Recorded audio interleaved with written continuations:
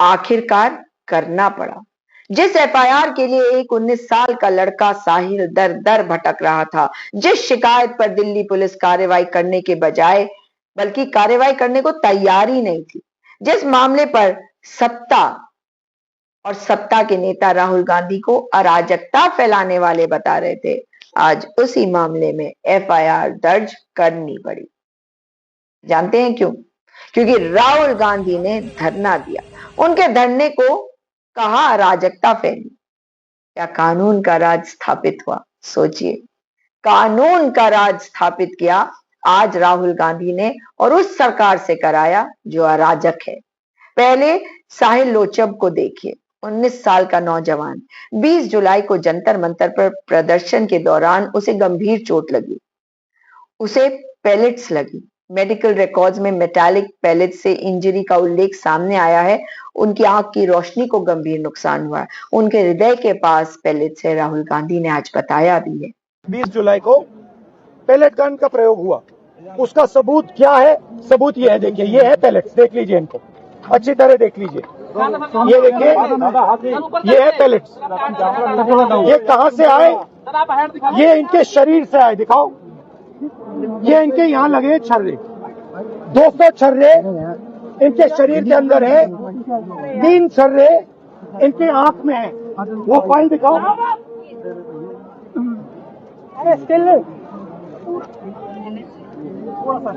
ये है एम्स की रिपोर्ट,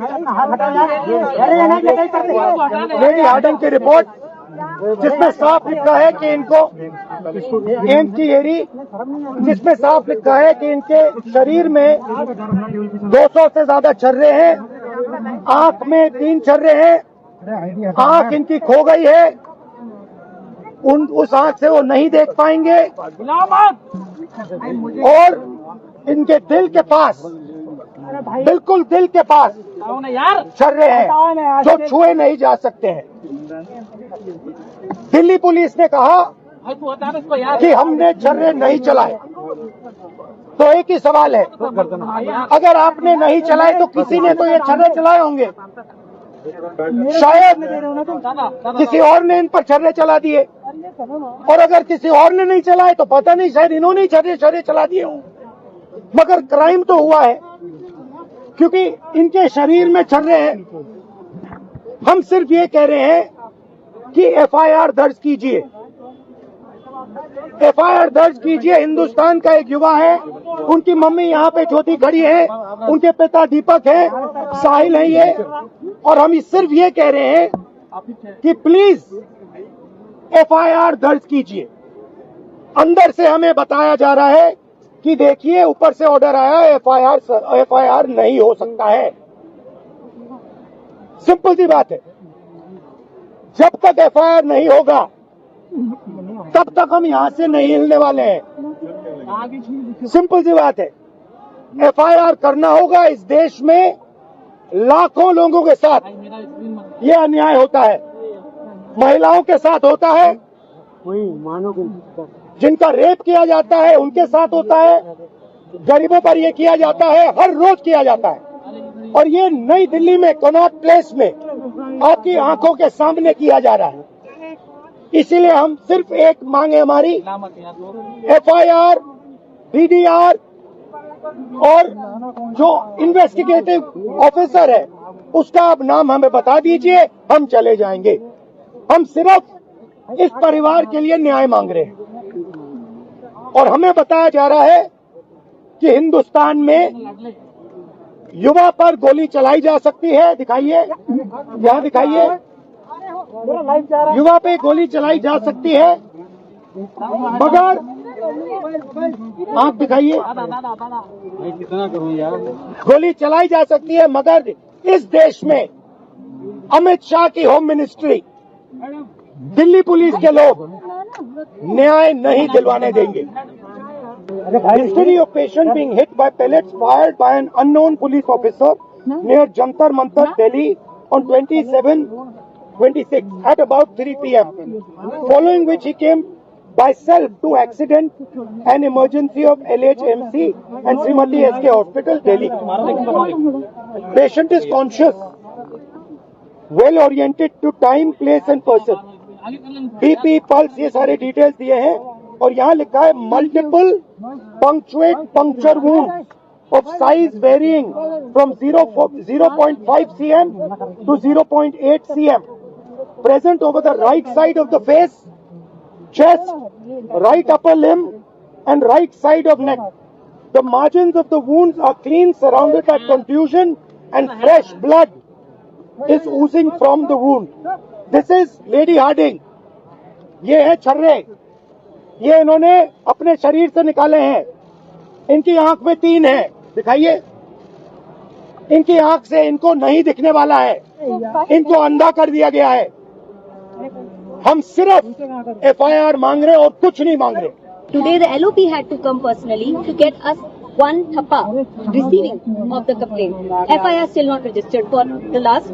ये तो बोल रहे थे कल चली ही नहीं है तो ये कहाँ से है? तो मना कर रहे हैं। किसी ने तो मारा होगा, कोई ना कोई क्राइम तो हुआ यहाँ पे। इसकी आंख गई है, इसके शरीर में छर्रे हैं, तो किसी ने तो किया। पता लगाइए किसने किया। आपने नहीं किया तो किसी और ने किया, मगर एफआईआर तो होना चाहिए। ये इंडियन सिटीजन है। अपना बताइए। मेरे साथ 20 जुलाई को हुआ था। 20 जुलाई की घंटों के पास मेरे ऊपर बैलेटिंग से हमला हुआ, जिसके बाद लेडी हार्डिंग में एडमिट हो गया। उसके बाद मेरे को टीम्स रेफर कर दिया गया और टीम्स में मेरी 2 सर्जरी हुई आपकी, लेकिन 2 सर्जरी के बाद भी मुझे कुछ दिखाई नहीं दे रहा। और अब मैं बेड से उठा तो 14 अगस्त को मैंने अपने हाथों से 7 पेजों की कंप्लेंट लिख के अपने एडवोकेट और मेरी मम्मी को दी, जो आए उनके बाद इन्होंने अपना एक्सपीरियंस बताया कि ये जब से एफआईआर रजिस्टर नहीं कर रहे। और आज भी इन्होंने बस रिसीव की वो दिया, अभी भी एफआईआर रजिस्टर नहीं कर। Thank you. और सवाल बहुत सीधा है, अगर एक नौजवान की आंख चली जाए तो क्या उसकी शिकायत पर एफआईआर मांगना अराजकता है? क्या न्याय मांगना अराजकता है? क्या पुलिस से जवाब मांगना अराजकता है? या फिर सत्ता से सवाल पूछना ही आज की सबसे बड़ी अराजकता मान ली गई है? ये सरकार और कर भी क्या सकती है? केवल यही कि विपक्ष के नेता को आप अराजक बताएं। पिछले दिनों क्या क्या बयान सुनने को मिले। राहुल गांधी अराजकता फैला रहे हैं। आज इन्हीं के नेता बार बार ये कहते रहे राहुल गांधी माहौल खराब कर रहे हैं, राहुल गांधी राजनीति कर रहे हैं। लेकिन मैं पूछना चाहती हूँ, भाई अगर एफआईआर दर्ज करने के लिए पुलिस स्टेशन जाना अराजकता है तो फिर कानून का राज किसे कहते हैं? और एक बात और, जिस मामले को लेकर राहुल गांधी सड़क पर उतरे उस पर अब सुप्रीम कोर्ट ने खुद हाई पावर्ड इंक्वायरी कमेटी बना दी है और 20 अगस्त को सुप्रीम कोर्ट ने 5 सदस्यीय हाई पावर्ड इंक्वायरी कमेटी गठित की, जिसे पुलिस और सुरक्षा बलों के कथित जो एक्सेसिव फोर्स और प्रोटेस्टर्स के साथ हिंसा, ये दोनों पहलुओं की जांच करनी है। तो फिर सवाल तो बीजेपी के नेताओं से है। अगर सब कुछ इतना साफ था, अगर राहुल गांधी सिर्फ अराजकता फैला रहे थे, तो सुप्रीम कोर्ट को स्वतंत्र जांच करवाने के लिए कहने की क्या जरूरत पड़ी? और आपको भी इस बात को याद रखना होगा कि सुप्रीम कोर्ट ने सिर्फ समिति नहीं बनाई है। कोर्ट पहले ही अथॉरिटीज को प्रोटेस्ट से जुड़े जो सीसीटीवी वीडियो फुटेज है, दूसरे रिकॉर्ड्स है, उनको प्रिजर्व करने को कह चुका है। और पैलेट इंजरीज को लेकर भी सुप्रीम कोर्ट ने इंजर्ड प्रोटेस्टर्स के ट्रीटमेंट का निर्देश दिया था और कहा था आरएएफ जो है उसका एम्यूनिशन लॉग प्रिजर्व किया जाए।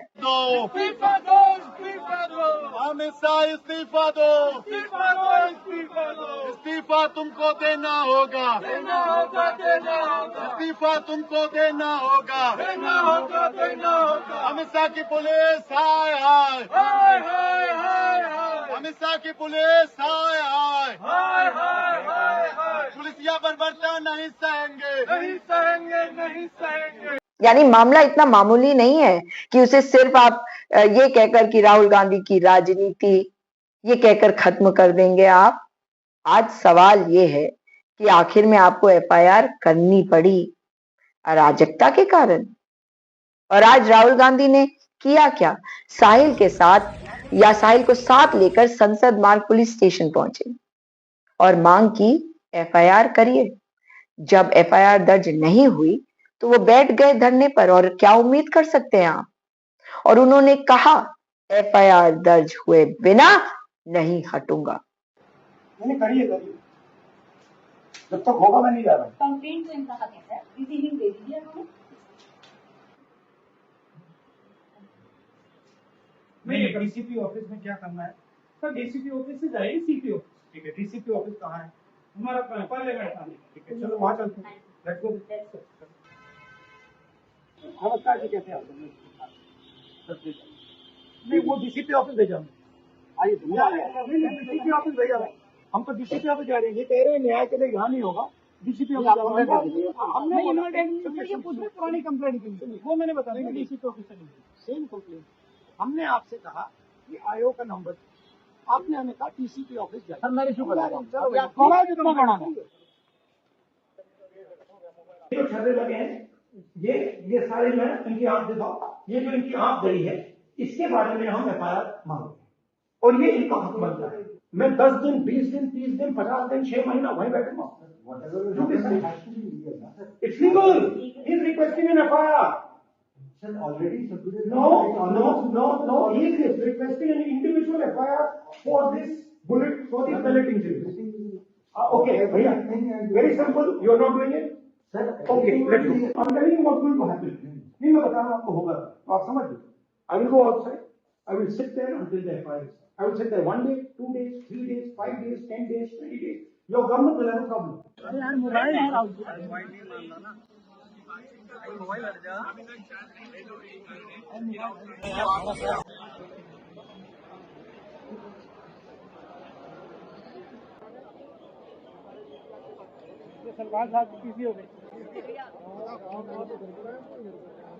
घंटों बैठे डीसीपी ऑफिस के बाहर प्रियंका गांधी भी पहुंच गई। अब धरना शुरू हो गया डीसीपी ऑफिस के बाहर। घंटों बैठे रहे। प्रियंका गांधी भी उनके साथ थी। कांग्रेस के और भी कई नेता कार्यकर्ता वहां पहुंचे। पुलिस की मौजूदगी बढ़ी, टेंशन बढ़ा, तनाव बढ़ा, लेकिन राहुल गांधी बैठे रहे, डटे रहे, अड़े रहे और फिर आखिरकार एफआईआर दर्ज करनी पड़ी। अगर अराजकता थी तो एफआईआर क्यों दर्ज की? और किसी व्यक्ति को चोट लगी है, वो एप्लीकेशन दे रहा है, एफआईआर क्यों नहीं कर रहे? और यही आज की कहानी का सबसे महत्वपूर्ण हिस्सा है कि राहुल गांधी ने कोई मांग रखी थी, उसे समझे क्यों नहीं? एफआईआर दर्ज करो। एफआईआर दर्ज हुई।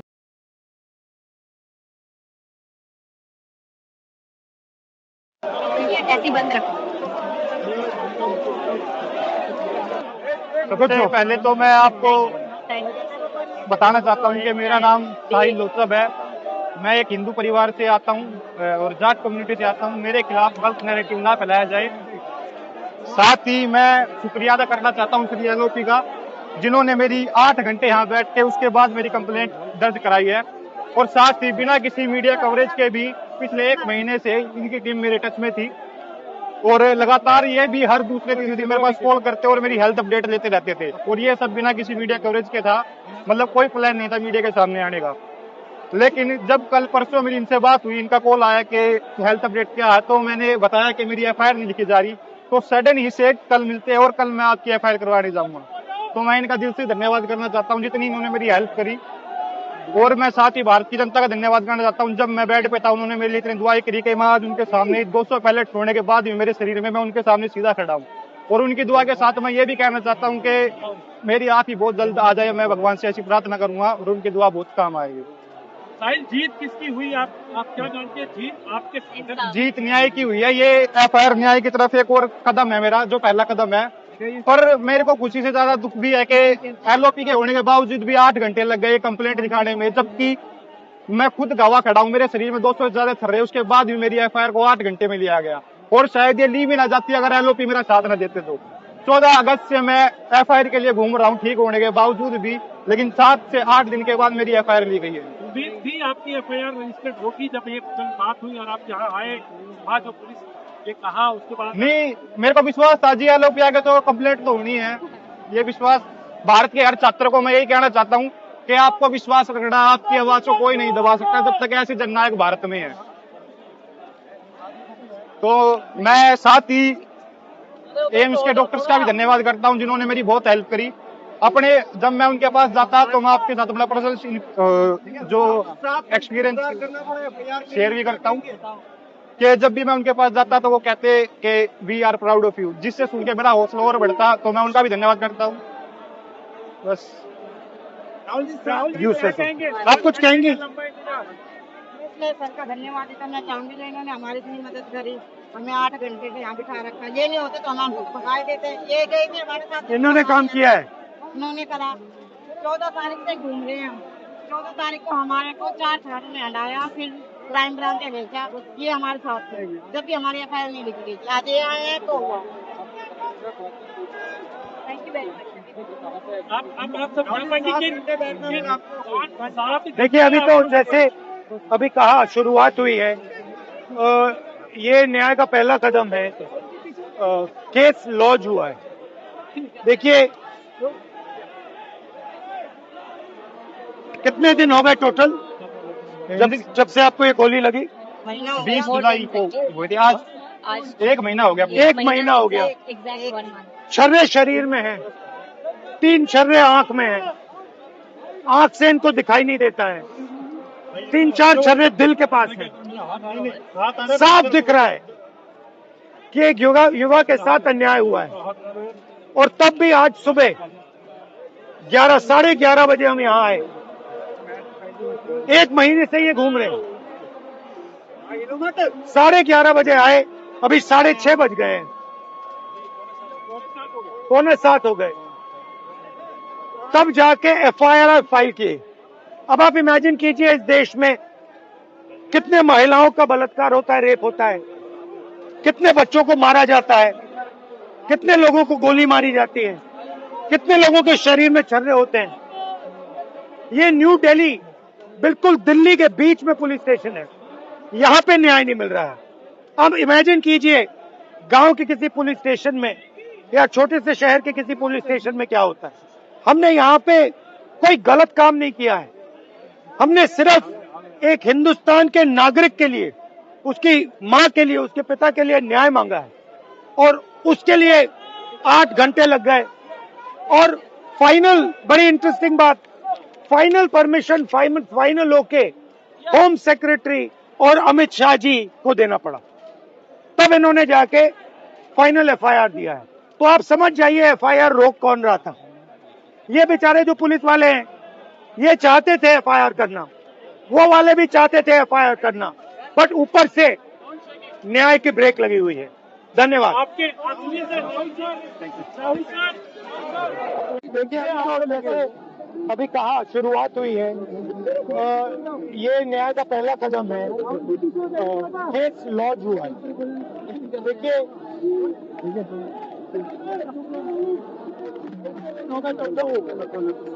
जब से आपको ये गोली लगी 20 जुलाई को,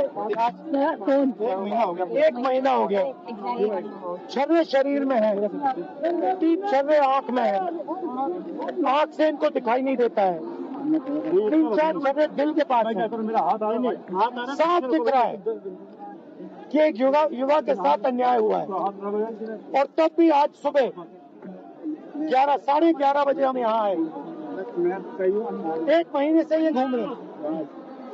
11:30 बजे आए, अभी 6:30 बज गए हैं, 6:45 हो गए, तब जाके एफआईआर फाइल की। अब आप इमेजिन कीजिए, इस देश में कितने महिलाओं का बलात्कार होता है, रेप होता है, कितने बच्चों को मारा जाता है, कितने लोगों को गोली मारी जाती है, कितने लोगों के शरीर में छर्रे होते हैं। ये न्यू दिल्ली, बिल्कुल दिल्ली के बीच में पुलिस स्टेशन है, यहाँ पे न्याय नहीं मिल रहा। अब इमेजिन कीजिए, गांव के किसी पुलिस स्टेशन में या छोटे से शहर के किसी पुलिस स्टेशन में क्या होता है। हमने यहाँ पे कोई गलत काम नहीं किया है। हमने सिर्फ एक हिंदुस्तान के नागरिक के लिए, उसकी मां के लिए, उसके पिता के लिए न्याय मांगा है, और उसके लिए 8 घंटे लग गए और फाइनल, बड़ी इंटरेस्टिंग बात, फाइनल परमिशन फाइनल होके होम सेक्रेटरी और अमित शाह जी को देना पड़ा, तब इन्होंने जाके फाइनल एफआईआर दिया है। तो आप समझ जाइए एफआईआर रोक कौन रहा था। ये बेचारे जो पुलिस वाले हैं, ये चाहते थे एफआईआर करना, वो वाले भी चाहते थे एफआईआर करना, बट ऊपर से न्याय की ब्रेक लगी हुई है। धन्यवाद। जी, मेरे को विश्वास था जी आलोक के आगे तो कंप्लेंट तो होनी है। ये विश्वास भारत के हर छात्र को मैं यही कहना चाहता हूँ कि आपको विश्वास रखना, आपकी आवाज को कोई नहीं दबा सकता जब तक ऐसे जननायक भारत में है। आपकी आवाज कोई नहीं दबा सकता जब तक राहुल गांधी जैसे जननायक भारत में हैं। उसके बाद धरना खत्म हुआ। इसका मतलब आप क्या समझते हैं? इसका मतलब बिल्कुल साफ है कि डिमांड होगी और धरना होगा, प्रेशर किया जाएगा जब तक कार्य नहीं करोगे। अब आप इसे जो भी नाम देना चाहिए, कोई इसे राजनीति कह रहा, कोई इसे प्रदर्शन कह रहा, सारे भाजपाई ये बातें कह रहे हैं, लेकिन जनता ये नहीं कह रही है। और एक बात बिल्कुल साफ है, मांग पूरी होने के बाद ही राहुल गांधी वहां से उठे और जनता यही चाहती है, जनता यही चाहती थी और यही हुआ। तो अब सवाल देश के गृह मंत्री अमित शाह से भी है कि सरकार ने हर पॉलिटिकल रास्ता आजमा कर देख लिया ना, सदन में बहस, राजनीतिक बयान और सदन में ना आना, सदन में आप जाते नहीं अमित शाह, विपक्ष को घेरना, राहुल गांधी पर आरोप लगाना। लेकिन जब सवाल एक घायल नौजवान की शिकायत का आया, राहुल गांधी अपनी जगह से नहीं हिले और अंत में आपको एफआईआर करने पड़ी, निर्देश देने पड़े, क्योंकि आपसे पूछा गया अमित शाह जी। तो क्या ये संदेश नहीं है कि लोकतंत्र में सत्ता कितनी भी बड़ी क्यों ना हो जाए, कानून हमेशा उससे बड़ा ही रहता है और रहेगा। और साहिल, ये सिर्फ एक पॉलिटिकल प्रॉप नहीं है, इसको राजनीतिक दृष्टि से मत देखिए। 19 साल का भारतीय नौजवान है, हिंदू है, जिसकी आंख की रोशनी चली गई, जिसके शरीर में मेटालिक पैलेट से इंजरी होने के बाद मेडिकल रिपोर्ट्स में सामने ये बात आई है। और सबसे डिस्टर्बिंग सवाल यही है कि अगर किसी लोकतांत्रिक प्रदर्शन में फोर्स इस्तेमाल हुआ तो आखिर किसने आदेश दिया, किस वेपन का इस्तेमाल हुआ, कैसे हुआ, किस परिस्थिति में हुआ, क्या प्रोटोकॉल फॉलो हुआ, क्यों नहीं हुआ, किसकी जवाबदेही तय होगी अमित शाह? इन सवालों का जवाब अब जांच में देना होगा, क्योंकि एफआईआर हो जाना अंत नहीं है। एफआईआर तो मात्र शुरुआत है, लेकिन हमारी नजर आप पर है और राहुल गांधी जी डटे हैं, अड़े हैं न्याय के लिए। और मैं उन लोगों से पूछना चाहती हूं जो राहुल गांधी को अराजक फैलाने वाला बता रहे थे, अगर एक विपक्ष का नेता एक घायल नागरिक, एक घायल युवा, एक घायल सिटीजन के लिए पुलिस स्टेशन में बैठता है, अगर वो एफआईआर दर्ज होने तक उठने से इनकार करता है क्योंकि आप सिस्टम को नहीं मानते, आप कानून को नहीं मानते और आखिरकार आपको एफआईआर दर्ज करनी पड़ती है, तो बताइए अराजकता किसने फैलाई? राहुल गांधी ने या उस सिस्टम ने जिसने एक घायल नौजवान के शिकायत पर एफआईआर दर्ज करने के लिए इतने दिन लगा दिए, उसका इतना उत्पीड़न किया, उसे इतना सताया, और आज राहुल गांधी ने सिर्फ धरना नहीं दिया, उन्होंने एक बहुत बड़ा कॉन्स्टिट्यूशनल प्रिंसिपल याद दिलाया, सत्ता कानून से ऊपर नहीं है। और लीडर ऑफ ऑपोजिशन का काम सिर्फ संसद में भाषण देना नहीं है भाई, कभी कभी उसे सत्ता के दरवाजे पर जाकर कहना पड़ता है, नहीं, इस नागरिक की आवाज सुने बिना मैं नहीं जाऊंगा, तुम्हें सुनाए बिना नहीं जाऊंगा। आज एफआईआर दर्ज हो गई, लेकिन लड़ाई अभी खत्म नहीं हुई। अब देखना यह है, क्या एफआईआर के बाद निष्पक्ष इन्वेस्टिगेशन होगी? क्या साहिल को न्याय मिलेगा?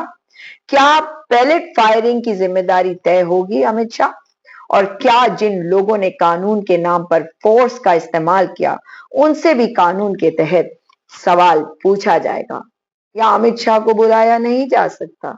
उनकी जवाबदेही तय करने में आपको डर लगता है, क्योंकि एफआईआर दर्ज करवाना जीत का अंत नहीं है। जैसा मैं कह चुकी हूँ, ये न्याय की शुरुआत है। और आज की सबसे बड़ी तस्वीर यही तो थी कि एक तरफ 19 साल का घायल साहिल, दूसरी तरफ सत्ता की पूरी मशीनरी और बीच में बैठा एक विपक्ष का नेता राहुल गांधी, जो कह रहा था एफआईआर दर्ज करो फिर उठूंगा मैं। और आखिरकार एफआईआर करनी पड़ी, अमित शाह, करनी पड़ी।